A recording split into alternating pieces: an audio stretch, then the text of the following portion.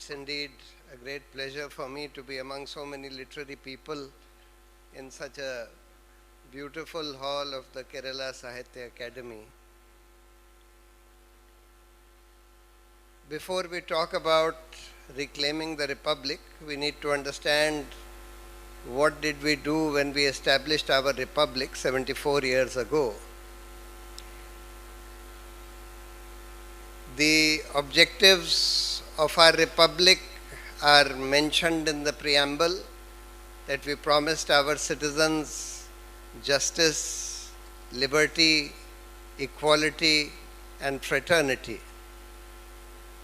For this, we guaranteed a number of important fundamental rights to our citizens, primarily the fundamental rights of equality, that all citizens will be equal irrespective of caste and creed, sex, or any other form of discrimination. We guaranteed civic rights under Article 19, primarily the right to speech, the right to associate, the right to peacefully assemble and protest, the right to have any profession, the right to freely travel across the country. We also gave our citizens the fundamental right of life and liberty, which the Supreme Court has interpreted to mean not just animal life or liberty, but it includes all that is necessary to lead a life of dignity, which includes the right to have basic food, the right to shelter, the right to basic education, the right to basic health care, etc., and includes the right to a fair environment, the right to a corruption-free society. To ensure that these rights are respected and all citizens are treated equal, and we established a democracy, which meant that the society would be governed by the people. The people will be the real masters, and to ensure that the will of the masters are followed in society, that is, the will of the people is followed in society, we set up various institutions.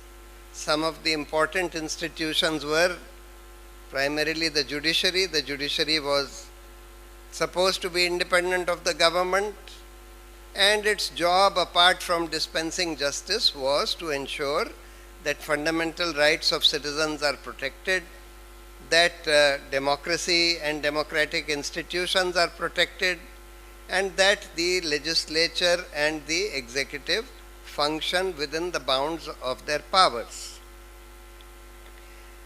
We established, or we were supposed to have, a free media whose job was to inform people about important public issues, to have critical discussions on important public issues, and to allow the various shades of opinion to come out and be discussed freely in the media.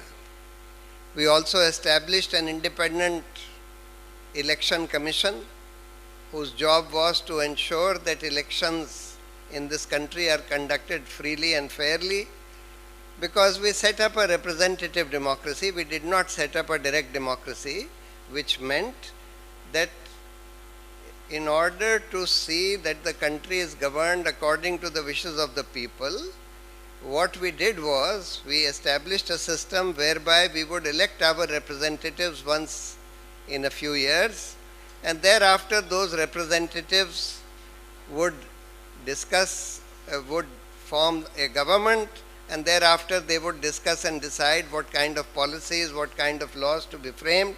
Of course, after some basic public consultation with us, which was supposed to be through parliamentary committees, that when important laws go up for discussion in Parliament, normally they are supposed to be referred to parliamentary committees, where important or any important expert person from the people who has some knowledge and who has an interest in expressing his views about it, his views are heard, and thereafter the parliamentary committee gives a report to Parliament, and the Parliament then discusses the law and passes the law.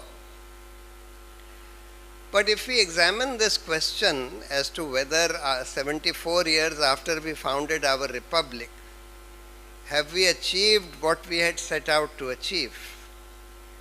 Have we been able to give our citizens justice or liberty or equality or fraternity? The answer would be to a very little extent. There is very little justice in our society. There is a large number of citizens are suffering from lack of liberty, because liberty of all kinds. Many people who are critical of the government are being imprisoned. Many people who want to assemble peacefully and protest against certain policies or actions of the government are unable to do so. If you try and do so, because Section 144 is imposed in various parts of the country, particularly in Delhi, where you are virtually not allowed the right to protest at all anywhere in the capital of this country. So, if we ask whether we have been able to give our citizens fraternity, today we are seeing that those who rule this country, particularly the party who rules this country, wants to divide the people in this country on the basis of their religion, wants to engender hatred among different religious communities, etc. And to a large extent or to a substantial extent, they are succeeding in doing that. So, even fraternity is not there. If we ask whether our fundamental rights are being protected, we find that Article 14, the right to equality, to a very large extent, it is not being protected. We are even finding laws which are being passed which are unequal, like the Citizenship Amendment Act, clearly discriminatory against Muslims.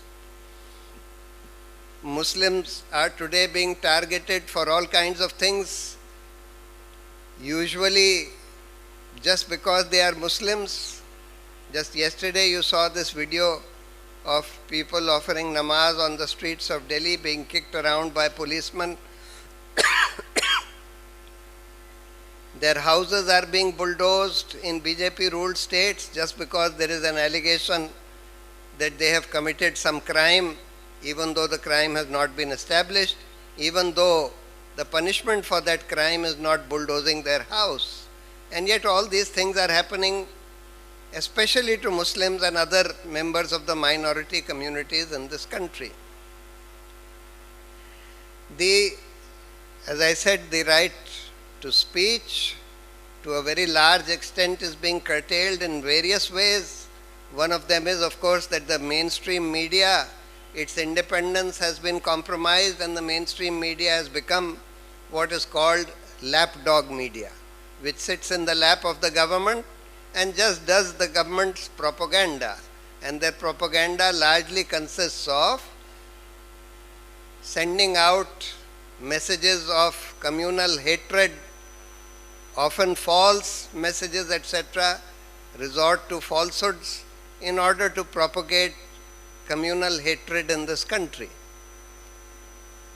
Those people who say things on the social media, if it is not liked by the government, they are often charged. Earlier they used to be charged with sedition until the Supreme Court stayed this law of sedition. Now they are charged under various other draconian laws like Unlawful Activities Prevention Act, Prevention of Money Laundering Act, National Security Act, apart from various provisions of the normal criminal laws. A lot of them remain in jail for years altogether, unable to get bail because of the draconian nature of these laws and because also of the collapse of independence of the judiciary. So we are seeing that freedom of speech is under threat, under severe threat in this country. We are seeing that the freedom to assemble peacefully and protest is also being threatened and choked off in this country. We are seeing that the right to life and liberty is under severe threat, quite apart from, actual physical liberty is also threatened. And of course, life is also threatened when we see lynch mobs on the streets, beating up and sometimes killing people, primarily of the minority communities. And the police just stands there looking on without doing anything to enforce the rule of law. So, we are seeing a wholesale assault on all our fundamental rights. And of course, in the expanded meaning which the Supreme Court has given to Article 21, that is the right to lead a dignified life, we find that the majority of the poor in this country are not being able to lead a dignified life because of not having access to the basic things that are required to lead a dignified life, that is food, shelter, education, healthcare, etc. Of course, Kerala that way is a little better off because here, by and large, even the poor people or the relatively poor people have access to at least basic healthcare, education, food, shelter, etc. But that is not the case in many parts of the country, especially in the larger states of UP, Bihar, etc. Our democracy and the institutions which were set up for ensuring democracy, they are all under assault. As I said, the media has become lapdog media, and there are many reasons for this. One reason is that the government uses its financial power of giving advertisements selectively to only those sections of the media which are willing to do the government's propaganda. And they give out thousands of crores of advertising money every year to the media. The second is that those who are not willing to sit in the lap of the government because of the inducement of government advertisements, they are threatened with action by the investigative agencies like the Enforcement Directorate, Income Tax, CBI, sometimes NIA, etc. also, with the result that much of the mainstream media, at least those sections of the media which are dependent on large amounts of money to be able to function, their independence has largely collapsed, barring some very few sections of the mainstream media. The government is also, fortunately for us, there is a growth of an alternative media which works on the internet and on the social media. So there are a large number of, or at least a substantial number of good journalists who got frustrated because the mainstream media had become just cheerleaders of the government. So they have come out of that mainstream media, set up their own media platforms. Some of these platforms work on the internet. There are a number of fine platforms which have been set up like The Wire, Scroll, Article 14, Reporters Collective, etc. There are also a number of very good and independent journalists working on the YouTube and doing visual journalism on the YouTube like Ravish Kumar and many others. But there is an attempt by the government to control this independent media also by bringing in this broadcasters bill, by bringing in the telecom bill, in which various very, very difficult and onerous conditions are going to be imposed on the alternate media, on the still independent alternate media.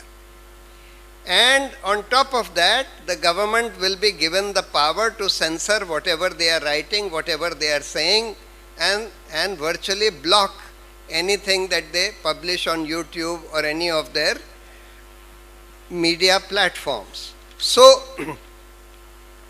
we are seeing a wholesale attack on the media. Similarly, the judiciary. See, the judiciary was given functional independence by ensuring that the government has no disciplinary power over the higher judiciary, that is the high courts and the Supreme Court. But yet we are seeing in the last 9-10 years that the independence of the judiciary has to a very large extent collapsed. Barring some few judges and barring some few good judgments, by and large, the judiciary is not being able to do what it was supposed to do. It was supposed to protect our fundamental rights. We are seeing that fundamental rights are by and large not being protected. It was supposed to protect our other institutions and their independence, like Election Commission, Comptroller and Auditor General, the police agencies, the investigative agencies. By and large, we are seeing that those agencies have ceased to become independent. The judiciary is also not able to protect the functioning of our democracy. And one of the reasons for this is, there are several reasons why the judiciary, higher judiciary, has lost its independence to a very large extent. I am not saying completely. There are still some fine judges, there are still some fine judgments coming out of the courts. But as I said, by and large, it is not being able to do what it can, what it should be doing. The first reason for this is that by the lure of post-retirement jobs, the government has been able to compromise the independence of a substantial section of judges. Just 2 days ago, we saw this High Court judge from Calcutta, this what's his name? Gangopadhyay, Abhijit Gangopadhyay, who has Abhijit Gangopadhyay or Bandopadhyay, whatever he is. He recently gave several judgments in favor of the BJP and against the Trinamool Congress. And now he has gone and joined the BJP, resigned and joined the BJP within days of his resignation, within 2 days of his resignation. And he says that he was in contact with the BJP even while he was a judge. So, how would anybody believe that the judgments that he gave were independent and not politically motivated? Same thing we have seen with so many judges recently from the Supreme Court, Chief Justice after Chief Justice. This Ranjan Gogoi gave the Ayodhya judgment in favor of this BJP, gave the Rafale deal judgment in favor of Modi, kind of purporting to give a clean chit on this thoroughly corrupt Rafale deal. And immediately after retirement, he was appointed to the Raj Sabha. Arun Mishra, who gave several judgments, a series of judgments in favor of the government in politically sensitive cases. In fact, he was the trigger for 4 senior judges of the Supreme Court holding that unprecedented press conference about 6 years ago, when they said that the then Chief Justice was misusing his power as master of roster and assigning politically sensitive cases to particular select judges, as a result of which democracy was in danger. At that time, they were referring to the case of that Judge Loya, who was killed while he was trying the case of Amit Shah, multiple murder case against Amit Shah. And that case was sent to this Arun Mishra. Arun Mishra presided over a very large number of judgments in favor of the government and in favor of Adani. And thereafter, immediately after retirement, he was appointed as chairman of the National Human Rights Commission. Recently, one judge, Justice Khanwilkar, who gave several judgments on PMLA, UAPA, making it even more draconian than they were supposed to be, giving a clean chit to Modi in the 2002 riots and ordering the prosecution of Teesta Setalvad, who was pursuing that case, That man has been appointed as Lokpal, as the chief Lokpal of the country. Now, what kind of confidence will we have? Several others have been appointed governors. There was Justice Shivam, who was appointed governor of Kerala. There is now Justice Nazir, who has been appointed, who also gave that Ayodhya judgment, who is appointed governor of some other state. So what confidence can people have in the judiciary, in the independence of the judiciary, if this kind of post-retirement benefits are going to be given? But there are other reasons also for the collapse of independence of the judiciary. One reason is that when there is a very strong fascist government, many judges who are not very robust and strong, the Supreme Court selects the judges to be appointed to the High Courts and the Supreme Court. The government, if they don't like any of those names, can send back the recommendation once with their reasons as to why they do not agree. If the collegium thereafter reiterates that name unanimously, the government has no option but to appoint them. But what we are seeing is that whenever this government sees any independent judge being recommended by the collegium, it either sits on that recommendation sometimes for years altogether without doing anything, without appointing him, without sending the recommendation back.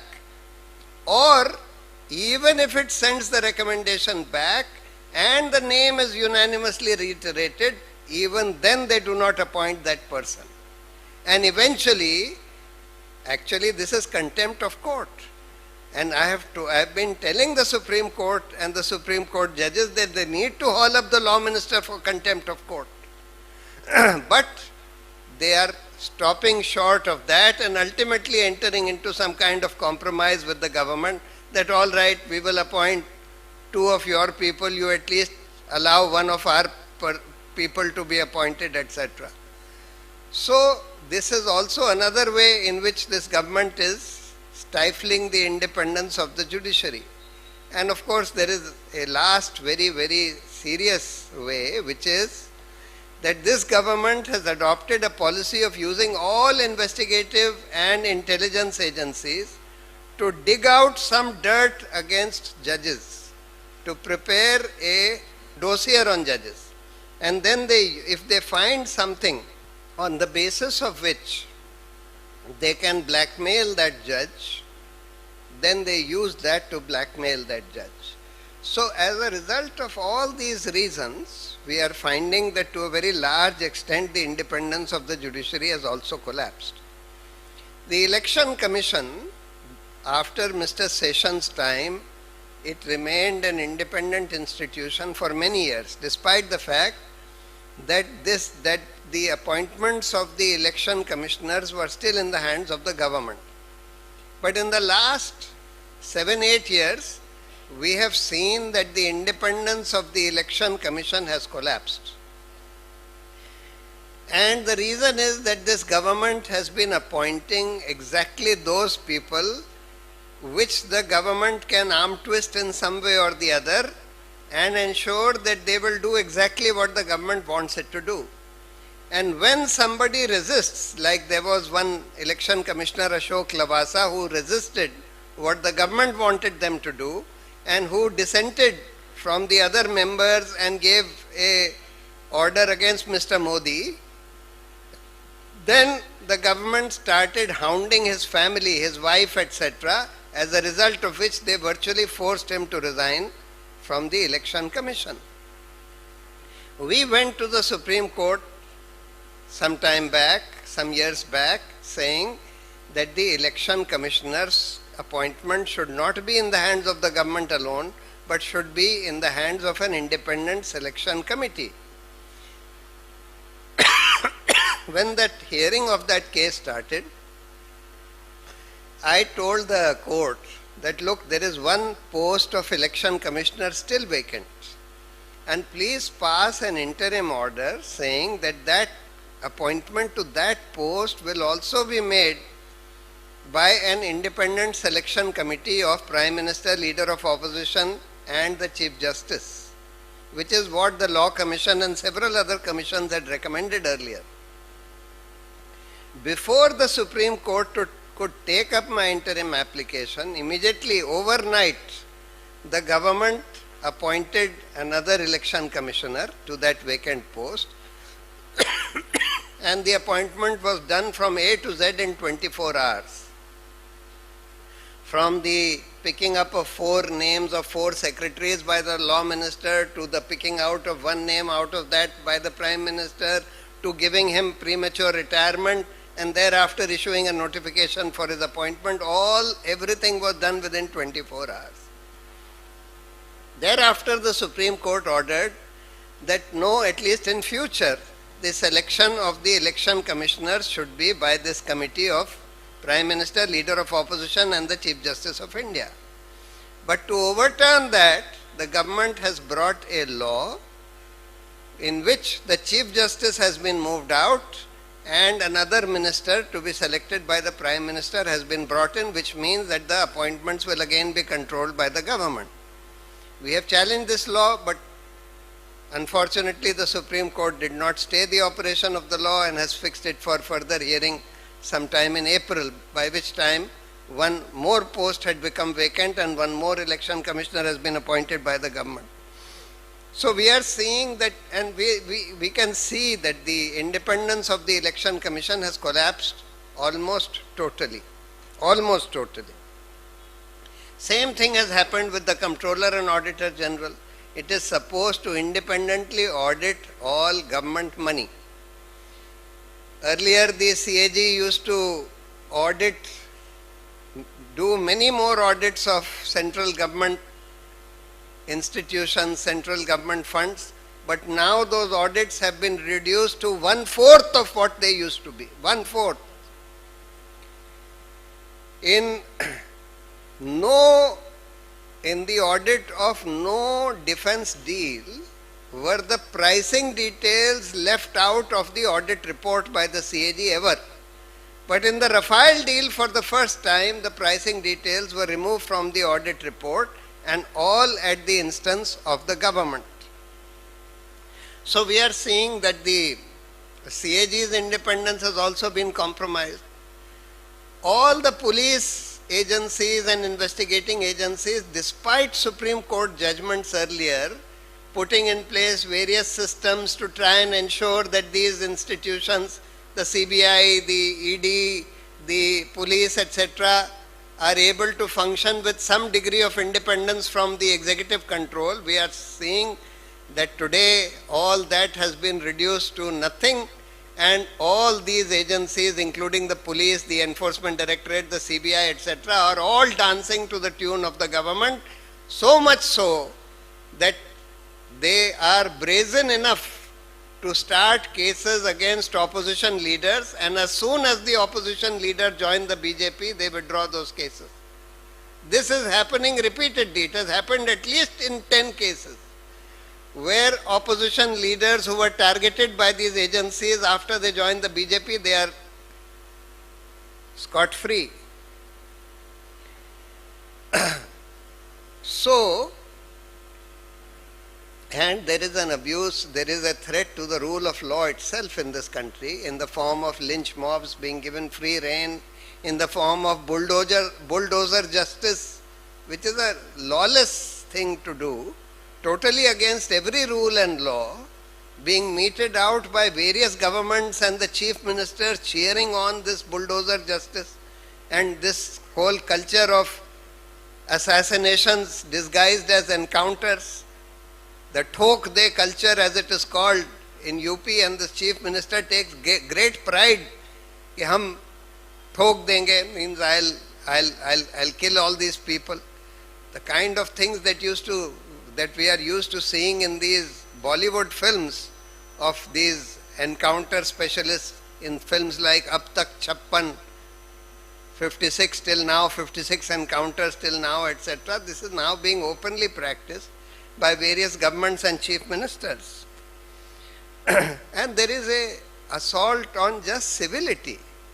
There is a whole culture of course, lynching, culture of abusing culture of threatening people with rapes, murders, etc., unleashed on the social media. And this culture is propagated by none other than the Prime Minister of this country. He regularly, there is a book written by a journalist, Swati Chaturvedi, called I Am a Troll. In that book, she describes this whole IT cell of the BJP and how this whole IT cell is eventually controlled by the Prime Minister himself. And their job is only to abuse, threaten and bully people who are saying anything on the social media against the BJP or the Prime Minister. But the most serious thing is the assault on our democracy. You see, democracy in this country, this representative democracy or electoral democracy, has been reduced to a game of money and propaganda. And there are many reasons for that, and this is something which goes to the root of what is happening in our country. Why is it that people like Modi are able to come to power? Why is it that in most states also, very, very unsavory people with unsavory reputations are able to come to power? Why is this happening in our democracy? And the reason for that is that the whole system has been reduced to a game of money and propaganda. And why this has happened is the following. You see, we have adopted a electoral democracy of having first past the post at two levels. We have first an election of MPs, MLAs, etc., where the candidate who gets more votes than the other candidates gets elected, and he becomes the sole representative of that constituency. This means that even if a candidate has got only 30% vote, if the other candidates have got less than 30% votes individually, then he still gets declared as the sole representative of that constituency. Then, when a government is formed, that party or coalition which has a majority of members or support of a majority of members in the House forms the government, and the other opposition parties or other parties, even if they have 49% of the seats, they get reduced to nothing in the running of the government. Now the result of these two levels of first past the post at the selection of the candidate and at the formation of the government is that when people go out to vote, they don't necessarily vote for the candidate or the party that they like best. If they feel that that candidate or party who they like best has no chance of winning or has no chance of forming the government, then they see which candidate or party has some chance of winning or forming the government. And then from among those, they select the less bad from those who they feel have some chance of winning and forming the government. Now how do people form a perception of who has a chance of winning or not? That perception is formed largely on the basis of the visibility of the candidate or the party. And visibility of the candidate or the party is largely a function of money and propaganda. Because visibility can be bought by money in various ways. You can buy advertisements on newspapers and television. You can put up hoardings, banners, posters across the state or the country with money. You can even organize large rallies with money. These days, large political rallies are often organized by getting paid people to impress the onlookers. Ki look, such a big, and usually it's just the television footage. From television, people see that in Modi's rally there are so many, there is such a big crowd. They don't know that the crowd has all been bought by money. They have not come on their own. But yet that impresses people, and people start feeling, this Modi is doing very well, or so-and-so is doing very well, he's going to win the elections, or he's going to have a good chance of winning the election, etc. And then there is propaganda. And if you are in government, you not only have access to, like this government has converted most of the media into what is called lapdog media, Godi media, which means media which just dances to the tune of the government or the BJP. And therefore they just do the government's propaganda or the BJP's propaganda, which is usually just communal, spreading communal hatred and dividing people on communal lines. They do this propaganda day and night. So that party, or only those parties which have access to money and propaganda, only they are able to be seen to be people who are in the electoral game, so to say. And therefore, it has become almost a necessity for any political party which wants to be a serious player in electoral politics to be able to have considerable amounts of money, or to have some governments in their control where the government's money can be used or misused for their own propaganda. Today, we are seeing that Modi's face is all over in government advertisements, in sacks of ration card, rations which are given out to people, on vaccine certificates, on everywhere in this selfie points, selfie booths which have been put up across the country, this Viksit Bharat campaign. So there is gross misuse of government machinery and government money in order to do the propaganda of the Prime Minister who happens to head the ruling party. Apart from that, we have seen that it is really those who are in government who are able to get enormous amounts of money from people. Electoral bonds is one good example. Through electoral bonds, the BJP was able to get more than 10,000 crores in the last 5 years. That is, it was able to get more than 60% of the total electoral bonds that were issued. Out of 17,000 crores of electoral, 16,000 some crores of electoral bonds that were issued, BJP got more than 10,000 crores, and the other parties put together got only 6,000 crores. So almost 2/3 of the total electoral bonds were given only to the ruling party at the center. Why? Because ultimately the ruling party, and this is what we all suspect, and that is why the State Bank of India is not revealing this information despite the order of the Supreme Court. Supreme Court struck down these electoral bonds and ordered the State Bank to provide the information about who were the donors and who received this money through electoral bonds. But the State Bank is saying that no, we need more time till 30th June, even though they have all that information readily available with them. If they just give me those two lists, I can collate that in 2 days. In 2 days, we will know who gave this, which were the corporations which gave this money to which party. But the main thing is that the BJP through these bonds was able to get more than 10,000 crores in 5 years. Now just look at this. Of course, this is not the only money that they have got. They have got another 10,000 crores by way of other donations, etc. in 5 years.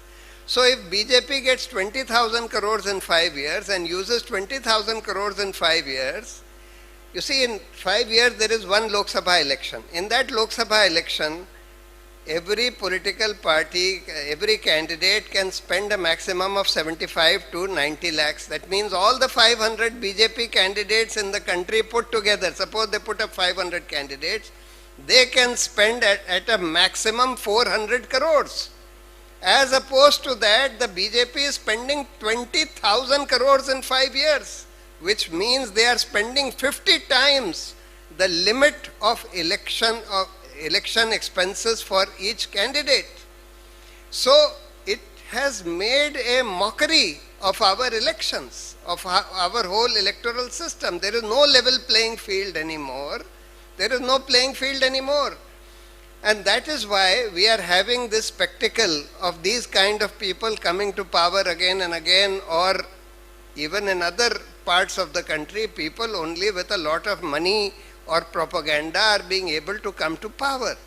This is a very, very serious problem which we have to deal with. And this will require very, very serious electoral reforms. So when they fixed a limit for election candidates, individual election candidates, they should have also fixed a limit for the spending by political parties. But there is no limit on the spending of political parties. Then many candidates spend 20 times of the limit in cash, and they give a false return to the election commission, and the election commission does nothing to catch them. If there was a law when this demonetization was done, the government said that we want to have a cashless economy and people should spend everything through bank transactions. Now ordinary people cannot spend everything through bank transactions, but at least political parties and candidates of political parties could be made to spend everything through bank transactions. But that law was not brought. It was very simple to bring that. That would have curbed the use of cash by candidates and political parties to defeat the limit on election expenses, etc. So there are a large number of reforms that are required in our whole electoral democracy, in our whole election system. But unfortunately, these political parties are not interested in bringing out those reforms. And even when the judiciary steps in some small way, like they did in this appointment of election commissioners or stopping this electoral bonds, etc., even then the government does not allow the implementation of that judicial order. So even to, you see, even if we succeed, we got some good judgments on police reforms, on reforms in the CBI to make the CBI and the police somewhat independent from the government. But the government has succeeded in defeating all those judgments, and these investigative agencies continue to function as instruments of the government. In order to even ensure that a good law or a good judgment is actually implemented, we need to have a very active civil society.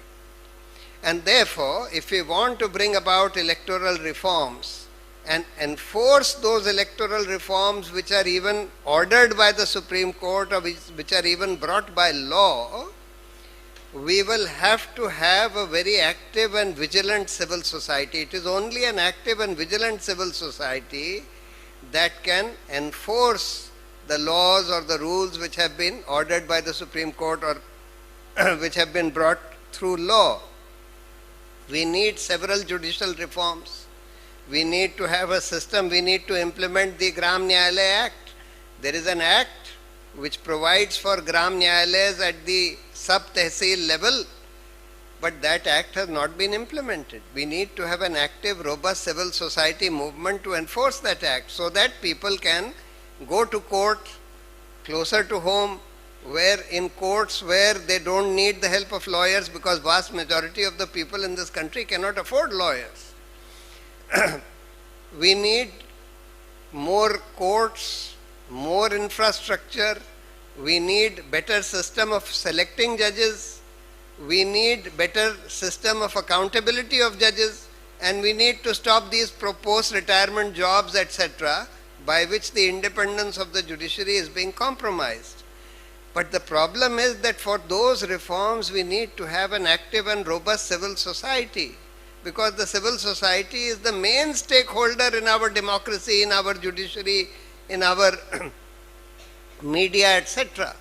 So therefore, unless we have an active and robust civil society agitating for these reforms, agitating to ensure that orders of the Supreme Court, etc., are implemented, we are not going to make much progress. And therefore, what I suggest is that if we want to reclaim our republic, the republic today is under the most severe threat that it has ever been in our history of last 74 years.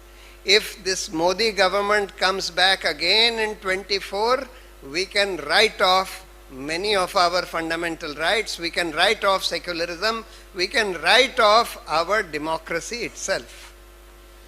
So therefore the immediate task for all of us is to ensure at least that these people don't come back.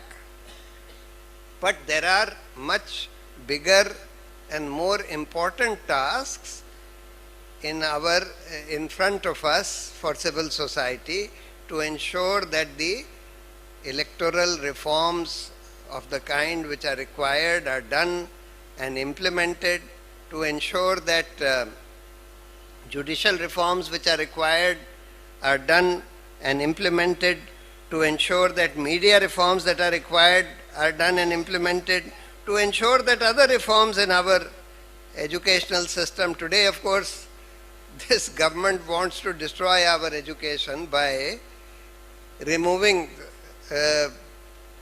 they are removing the periodic table, they are removing Darwin from our syllabus in many schools, etc. They are removing chapters of Mughal history from history books in our schools.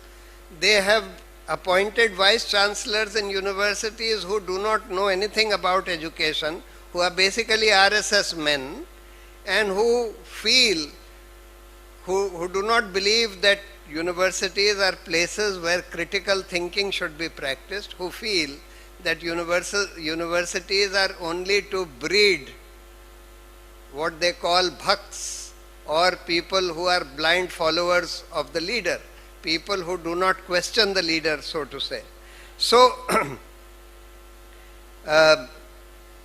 we will need many kinds of reforms if we want to reclaim our republic. I know it's a very difficult task. Unfortunately, what has happened is that after the Anna movement, we have seen sort of some waves of civil society activism in the country during different periods of our history. But lately, we have not seen any large civil society movement or campaign in the country in recent years. And the time has come for us to rouse ourselves to action, to organize among ourselves and create those civil society movements for those reforms. One of the things that we can easily do, you see, as the BJP has an IT cell and a troll army, Yogendra Yadav has been saying that we can set up a volunteer, that's a paid army of trolls and abusers, etc. We can, and people who are spreading communal hatred and falsehood, we can form a volunteer army of volunteers. People who spend half an hour or an hour a day, we just have to organize ourselves and to spread truth, to spread the right kind of messages of communal harmony, to spread other important and useful messages for society. This is something which we can easily do. But the thing is, for that we need to rouse ourselves and organize ourselves. And I think we will have to do that, because otherwise what will happen is, of course, most people here are people who are of my age or maybe a little less than my age. We feel that we have lived most of our lives. But our children and our grandchildren will face the brunt of what is going to happen to our society. If we do not rouse ourselves, we are leaving our children and our progeny to face a very dark world which is staring us in the face. Thank you very much.